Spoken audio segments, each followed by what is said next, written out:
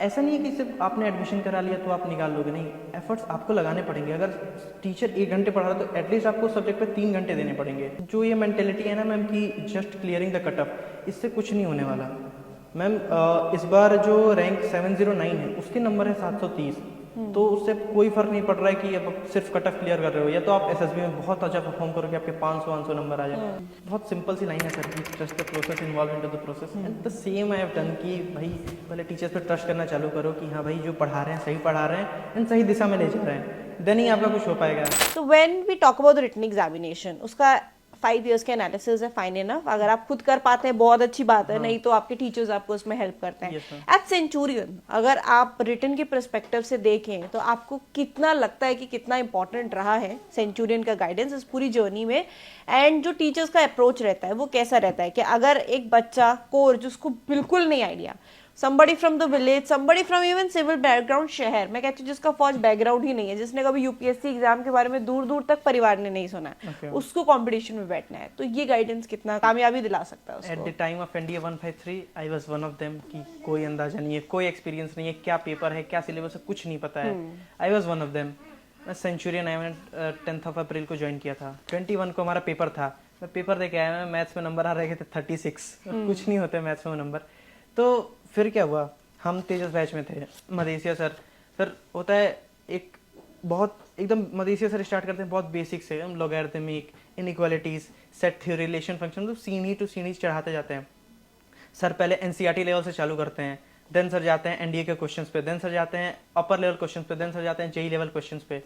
फिर शुक्ला सर हो गए। अलजेब्रा के लिए सर का कोई जवाब नहीं है, अलजेब्रा के लिए सर मतलब अच्छी अच्छी बुक्स खुद से पढ़ते हैं, वहाँ से क्वेश्चंस लाते हैं। स्टैटिस्टिक्स जिस लेवल का शुक्ला सर पढ़ाते हैं, आई डोंट नो मतलब और कोई पढ़ा पाता होगा शुक्ला सर के स्टैटिस्टिक्स। तो कुलदीप सर आते हैं, ये ज्योमेट्री वगैरह पार्ट हो गया, या फिर लोग कॉम्प्लेक्स नंबर, माइडोमियल थ्योरम, इन पार्टों में सर के 42 तरीके, इतने तरीके सर बहुत तरीके से सॉल्व करा देते हैं।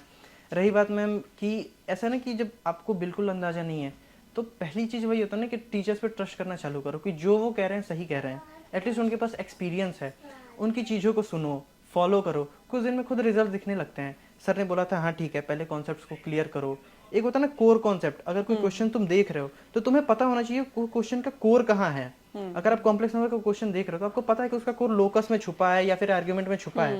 बहुत सिंपल सी लाइन है सर की trust the process, involve into the process and the same I have done. कि भाई पहले टीचर्स पे ट्रस्ट करना चालू करो कि हाँ भाई जो पढ़ा रहे हैं सही पढ़ा रहे हैं एंड सही दिशा में ले जा रहे हैं, देन ही आपका कुछ हो पाएगा। फिर वही आप करो, उनकी कही हुई बातों को फॉलो करो।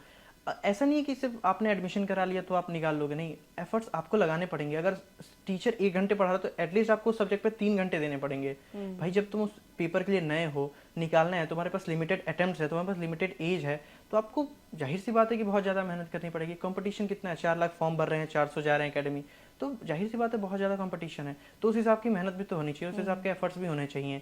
इंग्लिश के लिए ऐसा था, पहले होता था कि ग्रामर आ रहा है, लेकिन अचानक से रीडिंग बेसिस पे चेंज हुआ, सिर्फ 3 क्वेश्चन आए थे ग्रामर के। अगर मैंने नवीन सर की बात नहीं सुनी होती, द हिंदू के एडिटोरियल्स नहीं पढ़े होते, सीडीएस के पेपर खुद के मन से नहीं लगाए होते, देन क्या ही होता, कुछ नहीं हो पाता। साइंस अगर मैंने रिजवान सर को नहीं फॉलो किया होता, हसनैन सर, विवेक सर या फिर राजेश सर को फॉलो नहीं किया होता, तो क्या होते, फिर वही होता कि फिर से एक और फेलियर लेके बैठते, फिर एनडीए 156 ट्राई करते, 157, 158, फिर अटेम्प्ट्स खत्म हो जाते, फिर कुछ नहीं कर पाते। तो पहली बात है कि पहली बात तो पहले ट्रस्ट करना चालू करो एंड देन जो आपको ऑनलाइन रिसोर्स मिल रहा है सेंचुरियन का उससे करो। बुक्स हैं, बुक्स में ऐसे एक एक क्वेश्चन दी गई है। साइंस की बुक तो आई थिंक सेंचुरियन की बहुत अच्छी है, और इस बार जो मैथ्स की बुक प्रिंट हुई है नई वाली, आई थिंक जिसकी आपने वीडियो बनाई थी, मैंने वो बुक देखी। पहले तो हमारा था कि 10 साल के पेपर थे, अब तो टॉपिक वाइज क्वेश्चंस आ गए हैं, पीवाईक्यूज आ गए हैं, तो लिटरली बुक्स ने बहुत हेल्प करा था। और टीचर्स पे ट्रस्ट होना, और फिर आप उनको फॉलो कर रहे हो ब्लाइंडली तो नहीं, हाँ, लेकिन आपको फॉलो करना पड़ेगा। ब्लाइंडली करो ठीक है, लेकिन उससे ज्यादा मेहनत करो तभी कुछ हो पाएगा, क्योंकि आखिर में वही मैटर करता है कि आप कितने एफर्ट्स लगा रहे हो, क्योंकि सब लगा रहे हैं, वहीं पे आपको आगे निकलना है, तो थोड़ा तो ज्यादा लगाना ही पड़ेगा। वो तो डेफिनेटली फाइनल टच तो वो हमारा ही होता है ना? हमारा ही होगा। अच्छा, आप मुझसे इतनी देर से बात कर रहे हैं, आपने मुझे पहले बताया कि आपकी 10वीं तक की जो शिक्षा रही वो आपके गाँव से रही, लेकिन मुझे ऐसा एहसास हो नहीं रहा है।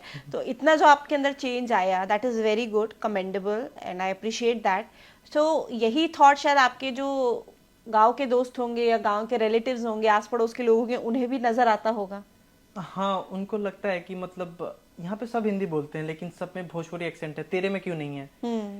तेरी इंग्लिश इतनी क्लियर कैसे है, तेरा पेस इतना फिक्स्ड कैसे है, सब पूछते हैं। सिंपल सी बात है, उस चीज के लिए बहुत ज्यादा रगड़ा है, क्योंकि ऐसे मेरे दो दोस्त हैं, आदित्य एंड सत्यम, लिटरली हरदम ट्रोल करते रहना कि भाई तेरे भोजपुरी का एक्सेंट आ रहा है, तेरे हिंदी में ये आ रहा है, तू ऐसे चल रहा है, तू ऐसे बैठ रहा है, तेरी पर्सनैलिटी नहीं है, तेरे को एसएसबी देना है। घर वाले, मेरे मामा जी हैं, he is an software engineer, so वो भी बहुत ज्यादा कि भाई इंग्लिश बोलना चालू कर, ठीक है, पढ़ाई कर। एक होता है ना कि पर्सनैलिटी डेवलपमेंट में मैटर करता है कि आपका एनवायरनमेंट कैसा है। तो घर वालों का था, मेरी बहन इतनी सपोर्टिव है, मेरी मामा इतने सपोर्टिव है, मेरे दोस्त इतने सपोर्टिव हैं, होता नहीं कि मतलब चीजें बस होती है ना कि पुश मिलते गए हर जगह से धीरे धीरे, एंड फाइनली अल्टीमेटली एक अच्छा मतलब चेंज आया। और उसके बाद जब हम एसएसबी में आए, तो first thing which motivates me कि जो हमारे लिए ऑफिसर्स आते थे पढ़ाने, उनका बिहेवियर, उनका डिसिप्लिन या फिर उनका पढ़ाने का तरीका देख के मतलब लिटरली बहुत इंप्रेस हो जाते थे। आप बात कर लें lieutenant colonel Amit Srivastava sir की कर लें, कर्नल बुद्धिराजा सर की कर लें, या फिर शर्मा सर की कर लें, कर्नल पीके मिश्रा सर की, मतलब इतना डाउन टू अर्थ, मतलब होता है ऑफिसर होके भी इतने अच्छे से बात करना, समझाना, एक एक पर्सनल डाउट्स को देखना। श्री सर का बिहेवियर, श्री सर के वो मतलब सिखाई हुई चीज़ें, इंटेग्रिटी वगैरह चीज़ें जो हमने धीरे धीरे इनकलकेट करा, धीरे धीरे उस चीज़ पे मेहनत करी एंड देन पाया। वही है मैम कि बहुत ज़्यादा एफर्ट्स लगाए हैं इसके लिए कि एक फिक्स्ड पेस में बोलना, जो बोल रहे हैं वो आगे वालों को समझ में आना, एंड अगर कोई जल्दबाजी नहीं है, आराम से चीज़ों को करना, चीज़ों को सीरियस लेना कि हाँ भाई ये कर रहे हैं, इसका कुछ इंपॉर्टेंस है। अपने लिए ऑनेस्ट हो जाना कि भाई अगर तुम कर रहे हो तो खुद के लिए कर रहे हो, मे बी वो तुमको ही आगे जाके हेल्प करेगा, या फिर अगर हम टाइम पास कर रहे हैं तो वो भी हमें वही रिजल्ट देगा, अगर हम वही पढ़ रहे हैं तो वो भी वही रिजल्ट देगा। तो वही आपको देखना है कि आप पॉजिटिव कहाँ हो, नेगेटिव कहाँ हो, कहाँ आपका पॉजिटिव आउटपुट है, कहाँ आपका नेगेटिव आउटपुट है। तो ये ऐसे ही आता है मैम कि बस होता चाहिए, खुद का होना चाहिए सेल्फ एस्टीम कि भाई करना है तो करना है, तो फिर वही होता है मैम। Very nice. और एसएसबी की बात करते हैं, इंटरव्यू की बात होती है, आपका पीआईक्यू देखते हैं इंटरव्यूइंग ऑफिसर, चाहे आप प्रिपरेशन भी कर रहे हैं, तो बहुत सारे बच्चे हम फार्मिंग बैकग्राउंड और सब चीज़ें लिखते हैं, बट एक्सेप्शनली भाई नॉलेज होना भी इक्वली इम्पोर्टेंट है कि उस चीज़ का। तो क्या आपसे इससे रिलेटेड कोई क्वेश्चन पूछा गया था in the interview? Yes ma'am, इसी पर तो इंटरव्यू चला था, इसी पे ही चला था। एक चीज होती है पीआईक्यू की, थिंग्स शुड बी जस्टिफाइड। अगर आप लिख रहे हो फार्मिंग तो आप उसको जस्टिफाई करो, हाँ भाई तो आप फार्मिंग कर रहे हो। झूठ का लिखने से कुछ नहीं होता। वो इतना एक्सपीरियंस लेके बैठे हैं 35 साल के ऑफिसर, आराम से पकड़ लेंगे, उनको कुछ नहीं जाता है। वो हंसते हंसते पकड़ लेते हैं, हंसते हंसते रिजेक्ट भी कर देते हैं, आपको पता भी नहीं चलता, और हंसते हंसते सिलेक्ट भी कर लेते हैं। लगता है इंटरव्यू में कितने अच्छे कितना अच्छा हो गया, मुझे लगा था इंटरव्यू में बहुत अमेजिंग गया। Same question asked in my conference, वो लगा था सबसे अच्छा इंटरव्यू पार्ट गया, बट इंटरव्यूअर से ही मैं डाउट में था। देन मैम ऐसा क्या है कि फार्मिंग के बारे में पता होना बहुत जरूरी है। मेरे साथ क्या होता है, मैंने ना हॉर्टिकल्चर लिख रखा था, तो उन्होंने बोला सक्षम it is a financial purpose, मतलब इससे तुम अर्न करते हो, तुमने हॉर्टिकल्चर क्यों लिखा है? मैंने sir from very starting, from time of my grand parents, दादाजी खेती करते थे, पापा करते थे, फिर हम उसी में घुसे और उसी से इंटरेस्ट बनता गया। घर पे भी थोड़े बहुत पौधे लगा लिए, पेड़ लगा लिए, गार्डनिंग कर लिए, तो इसी को मैंने एक हॉर्टिकल्चर नाम दे दिया। Sir I find a suitable name, then I mentioned it. तो ओके तुझे पता नहीं था? मैंने सर मुझे पता था, मतलब ऐसा है कि कभी चालू करने का सोच सकते हैं, ऐसा कुछ उतना प्रॉपर प्लान नहीं है।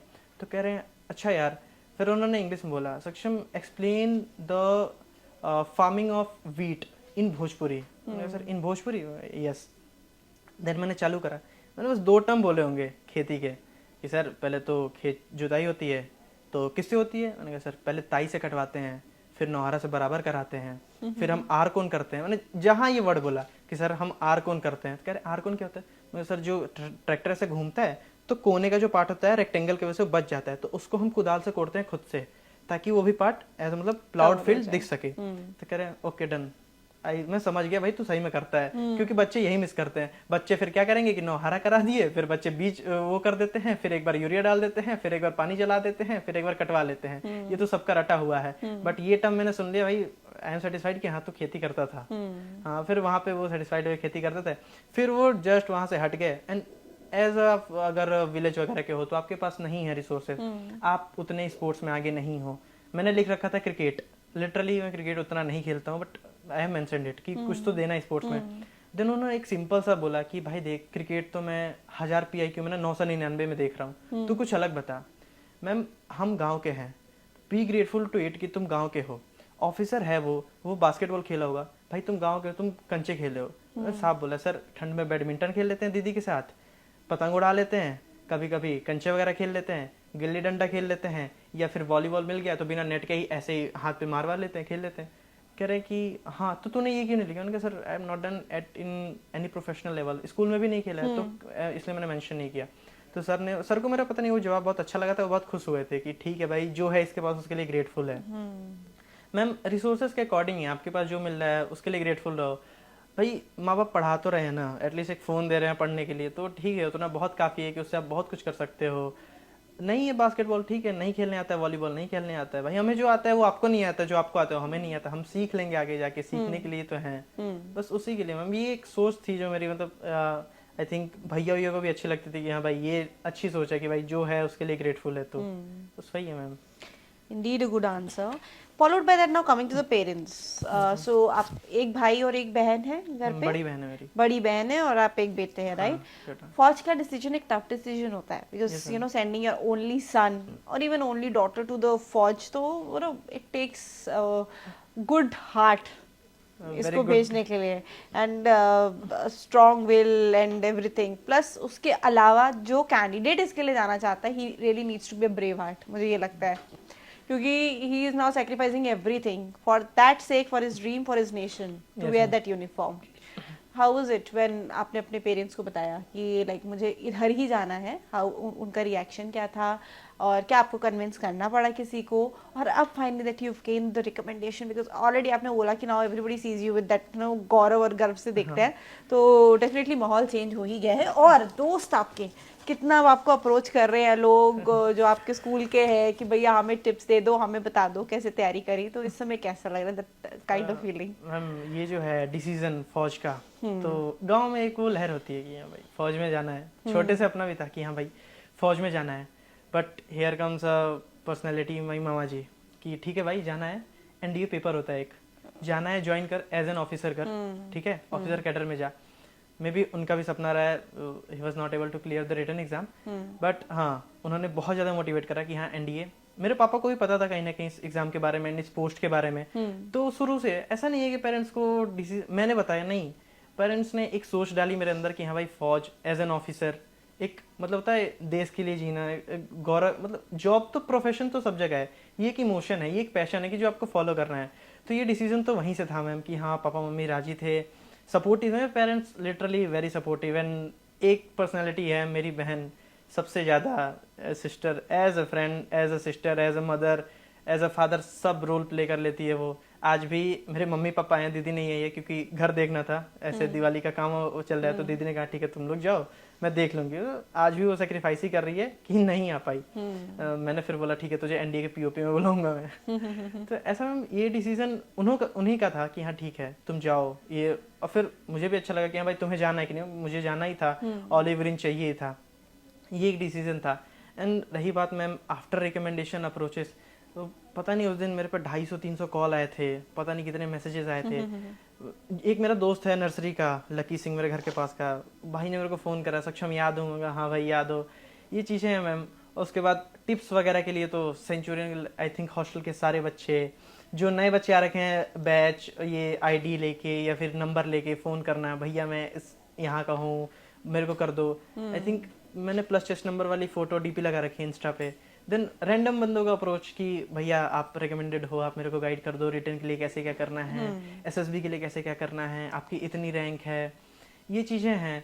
और मैम वो है ना कि एक प्राइड कैरी मैं सिर्फ अपने पेरेंट्स के लिए नहीं कर रहा हूँ। आई थिंक कल या परसों पेपर में, दैनिक जागरण में मेरा एक छोटा सा साइड में आर्टिकल आया था, सक्षम सिंह बांसटी के, मैंने ऐसे पोस्ट पे आई थिंक मेरे एरिया से कोई नहीं गया है, इन सर्कल रेडियस ऑफ 10 किलोमीटर, किसी को नहीं पता था इस एग्ज़ाम के बारे में, इतने बड़े एग्ज़ाम एंड इतने बड़े पोस्ट के लिए कोई आज तक नहीं गया।